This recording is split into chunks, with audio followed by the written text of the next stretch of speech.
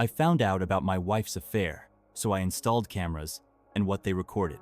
A few days ago, my kids found a small rabbit and brought it home.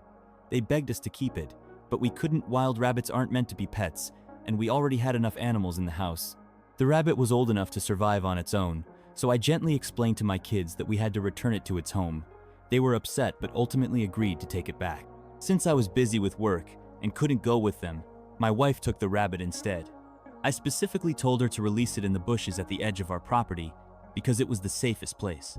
We live in a rural area full of predators, and I didn't want the little thing to get snatched up. I went back to work, but sometime later, my kids ran into the house sobbing, with my wife following behind trying to calm them down. When I asked what had happened, my oldest choked out that their mother had forced them to release the rabbit in the middle of the yard. And then, right in front of them, a hawk swooped down and carried it off. They even described how the rabbit screamed. I was stunned. Then I got pissed. I turned to my wife and demanded to know why she hadn't done as I asked. Her response? It's just a rabbit. The kids will forget about it. But that wasn't the point. I had warned her about predators, and now, instead of a simple goodbye, our children had witnessed that poor rabbit being snatched away. They were devastated. They locked themselves in their rooms and refused to talk to their mother for days. When she tried, they called her a rabbit killer. I tried to mediate, but the kids were still furious. And honestly, so was I. My wife, in turn, was angry at me for not backing her up, saying that husbands and wives are supposed to support each other. That led to a fight where I pointed out all the time she hadn't supported me. She started crying and stormed off to our bedroom. Now I'm wondering if this is somehow my fault. A friend suggested I ask for outside opinions. Edit 1. Yes, I understand hawks need to eat, and we have plenty of them around. But I didn't want my young kids, who are just 4 and 5 years old, to witness something like that. I grew up in the countryside. My wife is a city girl. When I was a kid, we always tried to release wild animals in places where they had at least a fighting chance. Edit 2. I never yelled at my wife. People keep assuming I did. I told her off, sure, but I didn't raise my voice. Even when we argued later, we kept it quiet so the kids wouldn't hear. Also, I never called her the nickname our kids started using after what happened. I even told them to stop because it was disrespectful. Edit 3. My kids weren't outside unsupervised. My wife, who is a stay-at-home mom, was with them when they found the rabbit. They ran inside with it, and I had to explain why it needed to be released. Edit 4. I can't believe I need to clarify this again, but here we go. Hawks hunt small animals all the time. My land is mostly open, with just one tree and our house sitting on half an acre of grass. We last mowed the lawn on Sunday, so the grass was short. That rabbit was a sitting duck for any hawk flying overhead. I grew up having to protect chickens from hawks using an old BB gun. Small rabbits are one of their favorite meals. That's exactly why I told my wife to let it go in the bushes. Edit 5. I'm beyond sick of people saying, hawks need to eat too, or it's the circle of life. Yeah, no kidding. When I was a kid, I had to help my grandparents protect their livestock from hawks. Farmers have a right to defend their animals. We weren't just going to let hawks pick off every chicken in the yard. If they kept coming back, I'd go outside with my BB gun to scare them off. Sure, I hit a few, but only barely. I never killed one. I haven't fired at a hawk in 25 years. I don't like harming living creatures. Update. For those who remember, I was the guy whose wife made our kids release a wild rabbit in the middle of the yard, ignoring my advice to set it free somewhere safer. The hawk snatched it up right in front of them. They were traumatized and called her a rabbit killer. Well, that nickname seems even more fitting now because, as it turns out, my wife was hiding a much bigger secret. That whole rabbit incident? Ancient history compared to what I just found out. I'm a free man now. Buckle up, because what I'm about to share is long and complicated. After the whole rabbit incident, I showed my wife the post I had written about it. She was furious. The argument that followed was explosive, and after that, she refused to talk to me for a week. Meanwhile, I tried to get the kids to stop treating their mother so badly over what had happened. I even enforced small punishments like taking away certain privileges. But every time they got mad at her, rabbit killer was the first thing they threw in her face. A couple of weeks later, My wife finally softened. She admitted she should have listened to me and released the rabbit in the bushes as I had advised.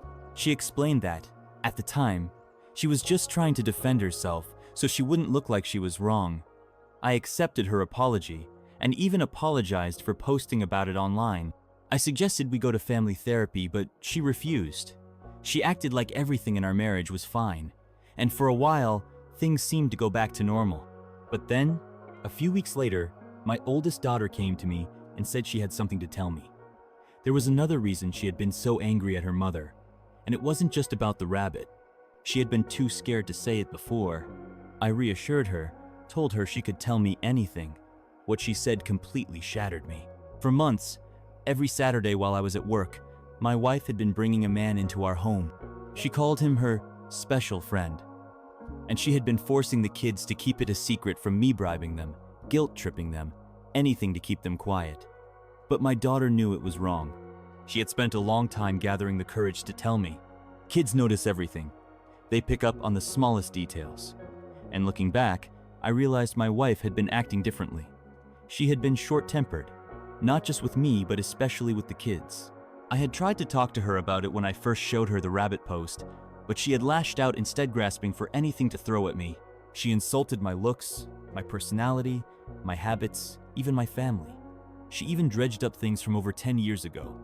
Then she slammed our bedroom door and started crying so loudly the entire house could hear. When my daughter confessed, everything clicked. My wife was cheating, and her mood swings were just like the ones she had when she was pregnant with our kids. Except this time, they were worse. I started reading about it, talking to friends, even a psychologist. The guilt, the erratic behavior, it all lined up. I'm no expert in psychology, but it made sense. I wanted so badly to be wrong, to believe this was all a misunderstanding. But I couldn't, so I did what I had to do. I ordered a set of hidden cameras, making sure they were delivered to my workplace so no one at home would suspect anything. When my wife went out for a girls' night, I installed them. They were simple to set up, all synced to my computer and laptop through Wi-Fi. If I was wrong, I could just take them down and no one would ever know. I wasn't wrong. Within the first week, I had all the proof I needed. Her special friend? He was her former coworker. I knew him well. I had seen them together at events back when she still worked. She had left her job years ago when she got pregnant with our first child. That had been our mutual decision. But she had kept in touch with some of her old colleagues, claiming they were her best friends. Clearly, things had changed. And the worst part?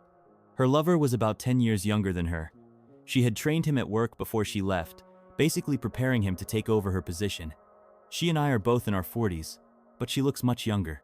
People often assume she's in her 20s. I guess she used that to her advantage. I told my sister everything, showed her the footage. She wasn't surprised. She admitted that she had suspected something for a while. Once, she had even seen my wife at a local bar getting way too close with some guy. There was no outright kissing, but there were touches. Hands on shoulders, on her lower back. My sister hadn't told me then because she didn't have solid proof, but now we had proof. I took it a step further. I ordered a GPS tracker and hid it in my wife's car. My sister and her husband agreed to help me track her movements. On her next so-called girls' night, she didn't go where she usually did.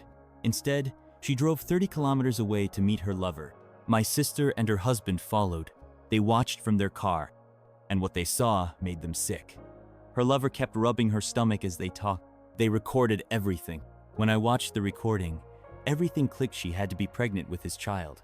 Her mood swings at home had been getting worse, and now I knew why. My sister and her husband tried to calm me down, but I was completely wrecked. I wanted to drown my anger in alcohol, but my sister, wisely, stopped me. She said that was the worst thing I could do right now. Later, I decided to take a leave from work, but told my wife I was going on a business trip. She was so happy, she didn't even try to hide it. The sheer relief on her face when she thought I'd be gone for a while, it was like she was a different person. Who was this woman? She wasn't the one I married nearly 20 years ago. Maybe she had been replaced by a clone or an alien. Had I ever really known her? The more I thought about it, the less sense any of it made. Eventually, I realized trying to rationalize it was pointless. By then, the cameras were set up all over the house. My sister and her husband took my kids for a few days since they loved visiting their aunt and uncle in the city. That gave my wife the perfect opportunity she had been waiting for. Just a few hours after I left, she called her lover. That night, he came over and stayed. I won't go into the details of what they did in our home, you can imagine. But on top of that, they laughed about me, mocked me. Then, as if that wasn't bad enough, they openly discussed their baby. They needed to decide what to do before her belly became noticeable, because she was already in her 3rd month. There was no way she could pass this child off as mine. Her lover was of a different race. It would be obvious the moment the baby was born. He started to panic about it, but she dismissed his concerns, saying they still had a few months to figure things out. And then she admitted something that made my stomach turn. This wasn't even her first affair. At 29, she had slept with another man. She told her lover she was sick of playing the role of the good wife, sick of being with a boring man like me, because I made her feel old. The only reason she hadn't left me sooner was because of my financial stability. Even her lover looked taken aback. He asked her what she planned to do about the kids. Her exact words? Let them stay with him. She didn't even want them anymore. She believed they loved me more anyway. And soon, she'd have a new baby. I nearly smashed my laptop against the hotel wall. I was done. Instead, I forced myself to breathe. I grabbed a couple of beers, ate dinner at a diner, watched a movie. Then I lay in bed for hours, just thinking. I thought I knew my wife. I loved her. I would have given her everything. But some people are just rotten to the core, and you never really see their true face until they show it to you. That was the moment I decided. I wasn't just going to leave her, I was going to destroy her. I'm usually a calm, reasonable guy, but if you push me far enough, I'll become your worst nightmare. The next morning, I walked into a law firm that specialized in divorces and asked for the toughest attorney they had. I live in a state where adultery matters in court. The moment I had video proof of her cheating, she had already lost. At first, my lawyer seemed skeptical about how quickly I wanted to move forward. Then I explained the situation in full. I even showed him some of the footage. That's when a devilish grin spread across his face. We shook hands. He said he'd start immediately because cases like this, divorce lawyers love them. A few weeks later, everything was in place. I arranged for the divorce papers to be served while I was home, working remotely. The kids were at daycare. The documents were handed to her directly. The cameras caught everything. She looked terrified as she opened the envelope, read its contents, and then, just like that, completely lost it. She stormed into my office, screaming, but I was perfectly calm. I had already mentally ended this marriage weeks ago. She tried to pick a fight. I shut it down. I told her my decision was final, and that I wanted her out of my house. I was the only one who ever paid the mortgage. She shrieked that I couldn't do this to her. Then she threatened me, said she'd tell everyone that I hit her if I pushed this to court. She also swore she'd ruin my career. I just laughed. I told her she could make up whatever lies she wanted, it wouldn't save her, because she was pregnant with her lover's child. Her eyes went wide. She demanded to know what I really knew. I just smiled and said, enough. Then I told her again I wanted her out. She refused. She claimed the house was hers just as much as it was mine. Then she stormed into our bedroom and locked the door, but my cameras were still rolling. I watched as she had a full meltdown. Then she grabbed her phone and called the police. She was crying, sobbing like she was terrified for her life. But on her face, a huge smile. She was an amazing actress. If I hadn't known she was lying, I might have believed her too. I waited for the police to arrive, leaving the front door open so they could walk right in. At first, they were on high alert, expecting some kind of violent situation. But the house was perfectly calm, no signs of a struggle, no chaos. Then my wife burst out of the bedroom, ran straight to one of the officers, and clung to his vest, crying. She called me crazy. I turned to another officer and calmly asked if I could show them proof of what had actually happened. He agreed. That was when my wife's face dropped. She had no idea I had been recording everything. I played them the footage on my laptop. First, the clip where she openly admitted she was going to make everything up to ruin my life. Then, the living room footage where she stormed out of my office and ran into the bedroom. Finally, the recording from inside the bedroom where she called the police and lied. Multiple angles, multiple cameras. She had told the officers I hit her, but there wasn't a single mark on her. And now, there was undeniable video proof that she had fabricated everything. I handed them a flash drive with all the footage, telling them it contained everything they needed to prove her false report. Even then, she kept lying. She insisted I had assaulted her. Then she tried to argue that the recordings were illegal and couldn't be used as evidence. I pointed out that the cameras were inside my own home, where I had every legal right to have surveillance. She looked at the officers, desperate, demanding they do something. So they did. They put her in handcuffs. She collapsed, sobbing like a child. I just sat there, shaking my head. This was the same woman I had loved for so many years. The woman I thought was smart, kind, and full of life. How wrong I had been. As they let her out, she screamed that they had no right to do this to her. But she didn't resist, probably because she knew that if she fought back, she'd just rack up more charges. Once she was gone, I immediately froze every credit card that was in my name and shut down our shared bank account. If she wanted to post bail, she'd have to use her own savings. And she had plenty. She had been working for years before she quit, while I paid the mortgage entirely on my own. So no, she wasn't broke, but she was on her own. The aftermath. The next day, after she got out of jail, her parents came to see me. At first, they only knew her version of the story, pretty much the same lies she had fed the police. Her father, a big, strong man despite his age, looked ready to swing at me. But I asked him one question. Do you know about your daughter's affair? Or her pregnancy? His face twisted in confusion. I took out my laptop, and I showed them everything.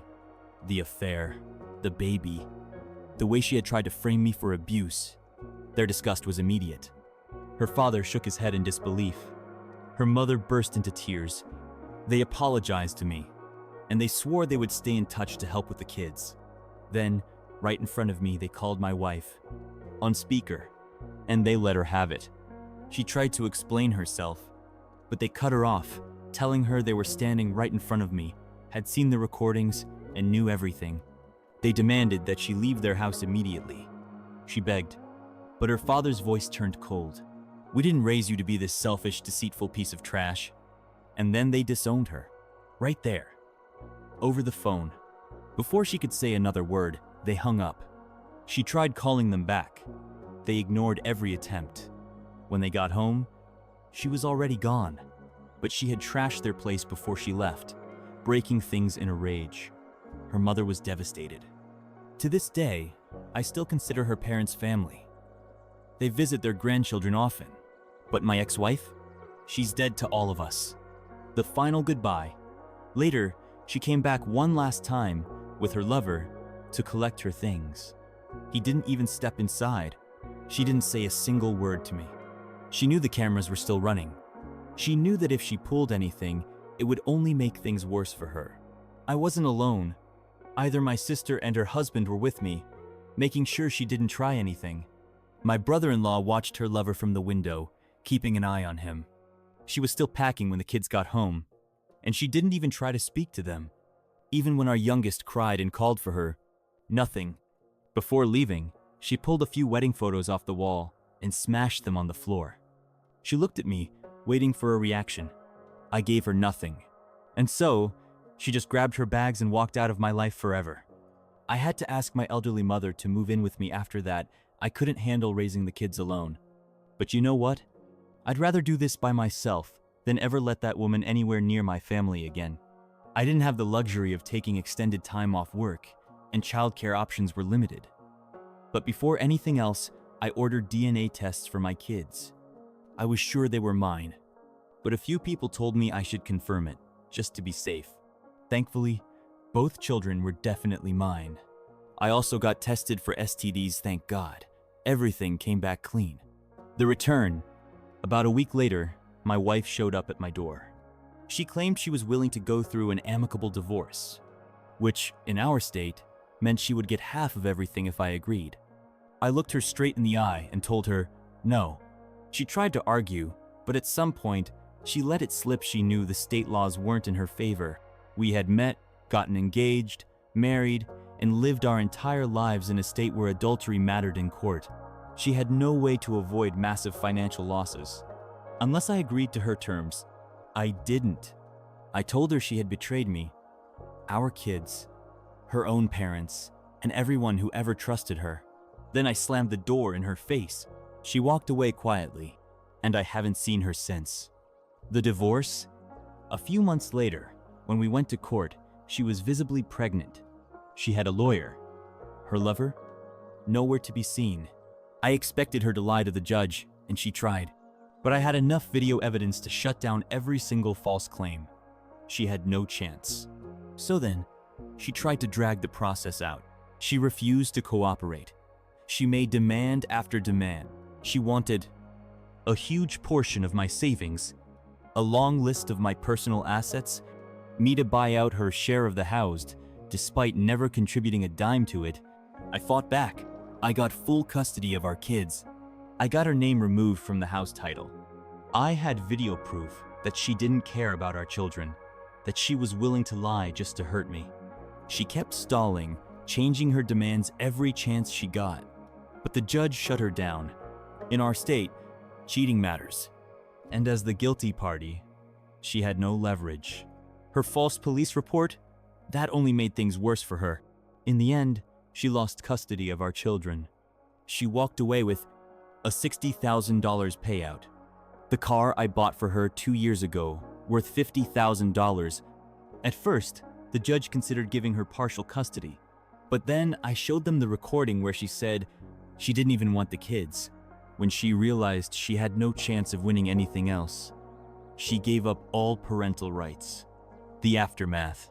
During and after the divorce, my ex-wife kept spreading lies about me, but my sister had already told everyone the truth. Once people realized who was lying, all of our mutual friends cut her off completely. Then she and her lover left town. I heard he wasn't fired, but he was transferred. I have no idea where they went, and I don't care. Honestly, I hope they were sent somewhere miserable, maybe some frozen wasteland in Greenland. All I know is they're gone, and that's all that matters. By now, my ex has probably given birth. I hope it was worth it. Final thoughts. This is not the story I thought I'd be telling when I first posted about a rabbit my wife let go in the wrong spot. But looking back, the comments on my original post made me realize I should have seen the red flags long ago. I guess I spent too many years looking at our marriage through rose-colored glasses. But now, it's over. I'm free, and I couldn't be happier. Edit. I was able to get the house fully in my name because all financial records showed I had been the sole person paying the mortgage. During the trial, my ex-wife acted so out of control that it only worked against her. In our state, adultery is a key factor in divorce. Her own confession about cheating completely ruined her chances.